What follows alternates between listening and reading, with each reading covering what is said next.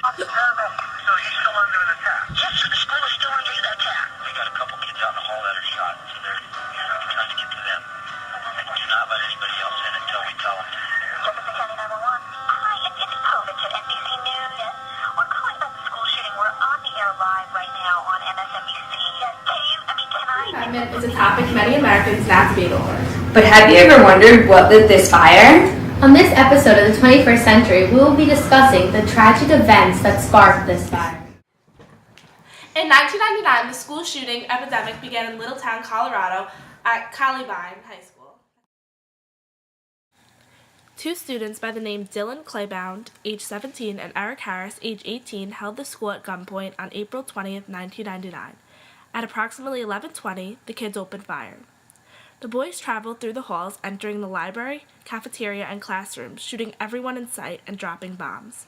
Killing 13 and wounding 23 others, the boy ended in taking their own lives. The town was left in devastation. We were shot out a window. I believe one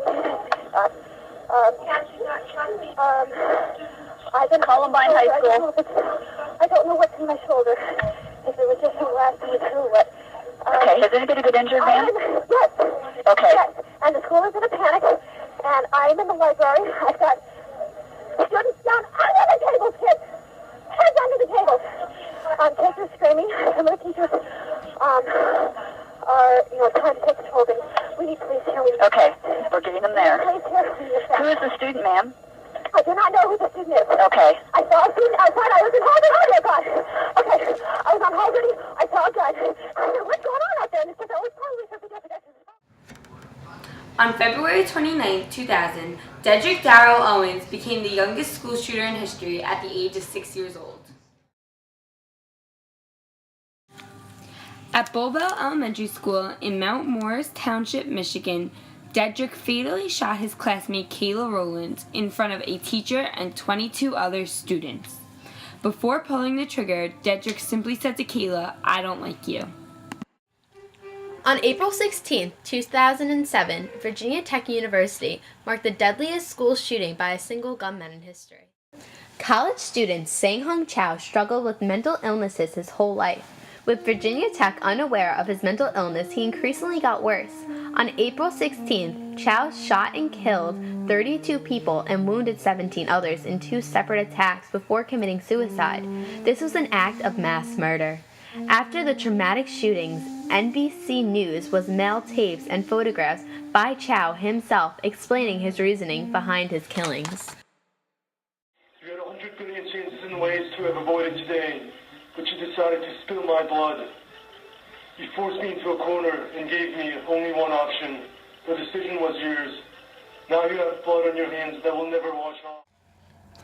On February 14, 2008, Stephen Kamakoza, a student at Northern Illinois University, walked into a classroom, killing 5 people, injuring 21, and in the end, also taking his own life.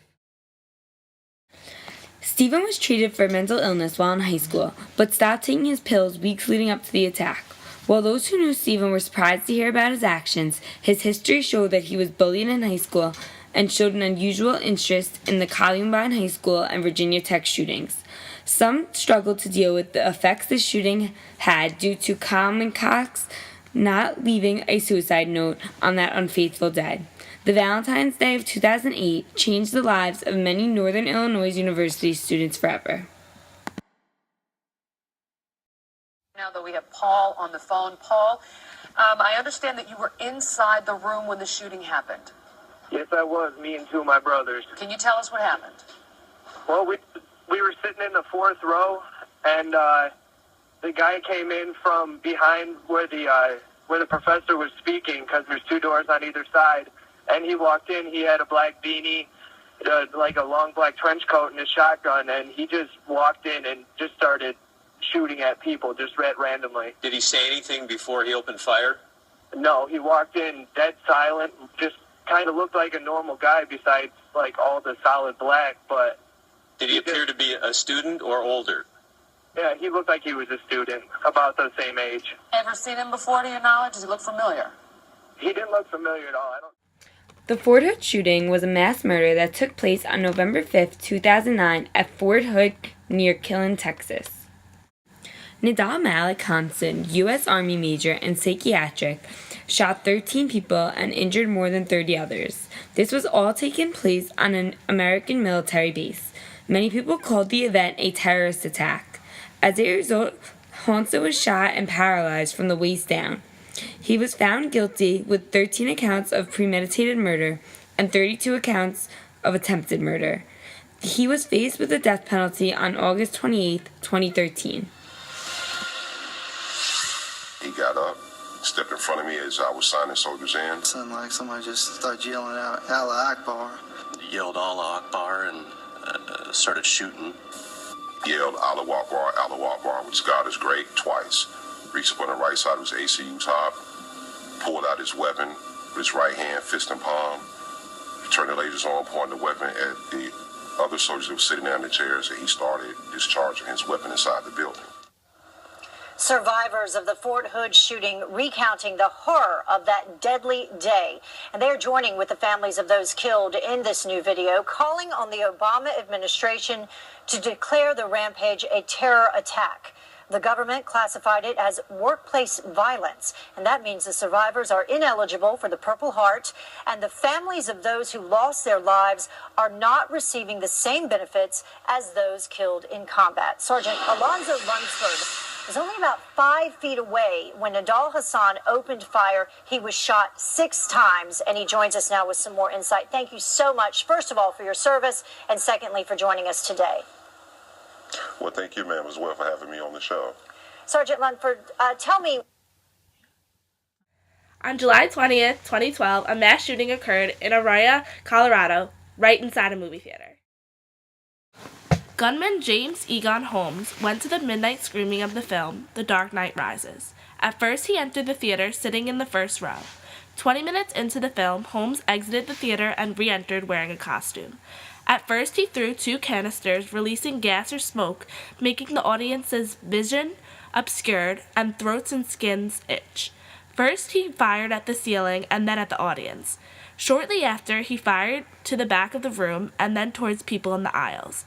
A bullet passed through the wall and hit 3 people in the theater adjacent. The first 911 call at 12:39 a.m. The police arrived within 90 seconds. Police found at least 3 .400 caliber handgun magazines, a shotgun, and large drum magazines on the floor of the theater. Behind the cinema, next to his car, police found Holmes and arrested him. According to officials, he dyed his hair red and called himself the Joker. Officers found several firearms in the theater and inside his car. Following his arrest, Holmes was initially jailed under suicide watch. In the end, 82 people were shot or otherwise wounded. 12 people were killed in the shooting. 10 died at the scene and 2 more in local hospitals. The massacre was the deadliest shooting in Colorado since the Columbine High School massacre. Got a terrible story to tell about on this Friday. The new movie, Dark Knight Rises, was premiering last night at midnight at the Century 16, which is at the town center in Aurora, Colorado. And it sounds like some guy wearing body armor kicked down a door, an emergency door, got in to one of the theaters, and then started shooting. He had 3 guns, 2 handguns and a long gun. And right now we know of at least 14 people dead, dozens more hurt, probably in the neighborhood of 50 people hurt. The suspect, as we understand, there was a police briefing about an hour ago from Police Chief of Aurora, Dan Coates, and he did confirm. December 14, 2012 is a date many Americans will never forget. On this day, millions of parents sent their children to school with hopes of them returning home. However, this was not the case for many parents at Sandy Hook Elementary School in Newtown, Connecticut. Hours before this brutal shooting, the gunman by the name of Adam Lanza, aged 20, murdered his own mother, then proceeded to steal 3 of her guns. These guns were later used as the weapons in the shooting. Sandy Hook Elementary School was a place of learning for over 400 students and 200 faculty members. At around 9:30 a.m., Lanza shot through the school's glass and entered the building. At this time, morning announcements were going on, and the shots were heard over the intercom system. Students rushed to find safety in closets, bathrooms, and under desks. The gunman roamed the halls until he approached a kindergarten classroom where he shot and killed 14 students. Next, he proceeded to a first-grade classroom where a teacher hid her students in a closet and tried to protect them, but she was killed along with 6 others. By the end of this horrifying event, a total of 20 students and 6 members of the faculty were murdered and killed. Following the mass murder of the students and faculty members at Sandy Hook Elementary School, Adam Lanza ended his own life in a suicide with a gunshot wound. In a breathless voice, this, one of the first of many 911 calls made from inside Sandy Hook Elementary. Somebody has a gun, the caller says. I saw a glimpse of somebody running down the hallway. Okay, responds the dispatcher. They're still running. They're still shooting. Sandy Hook School, please. More calls for help from different parts of the school. And among 911 operators, a realization of just how grave the situation. I keep hearing shooting. I keep hearing popping, says this caller. The dispatcher.